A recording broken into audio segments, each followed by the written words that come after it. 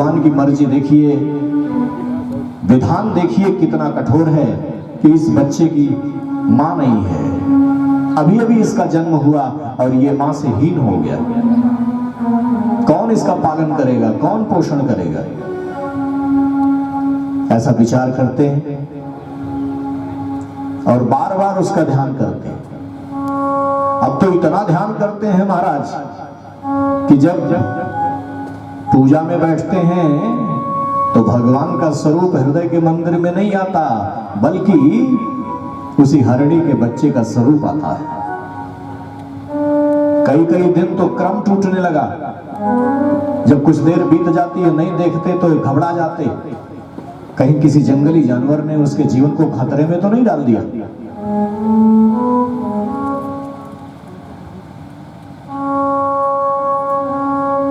ऐसा सोचते और सोचते सोचते ऐसा हो गया महाराज कि अब तो पूजन का क्रम ही समाप्त हो गया। कोई नियम नहीं रहा, कोई क्रम नहीं रहा, कोई विधान नहीं रहा।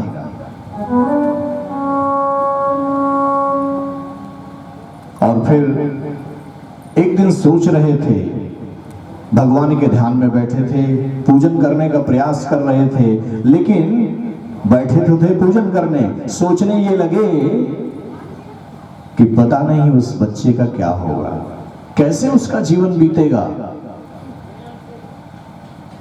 क्योंकि वो इतना करीब आ गया था कि जब महाराज भरत बैठते तो इनके पैरों को आके चूमता, इनके साथ खेलता, मोह और आसक्ति बढ़ती चली गई। भगवान का ध्यान छूटने लगा और इतना छूटा कि सब लगभग सब छूट गया। एक दिन उसी के बारे में चिंतन कर रहे थे कि काल गजब का विधान है, गजब का कठोर है ब्रह्म का विधान।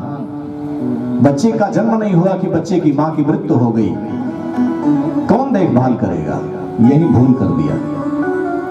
करुणा तक तो ठीक था, दया तक तो ठीक था, परोपकार तक तो ठीक था, लेकिन ये मान लिया कि मैं ही इसका सब कुछ हूं, मैं ही देखभाल करूंगा।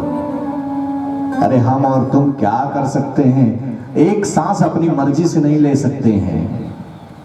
केवल बहाना है, अपने आप को ढाढ़स दिलाना है, अपने आप को चाहे जितना समझा लो कि तुम्हारी वजह से है, असल में तुम जिसकी वजह से हो उसी की वजह से तुम्हारे भी बच्चे हैं। जिसकी वजह से तुम हो उसी वजह से तुम्हारे बच्चे भी हैं। केवल गलतफहमी हमको होती है कि हमने पालन किया है, हमने परवरिश किया है। यही सोच रहे थे और जब सोच रहे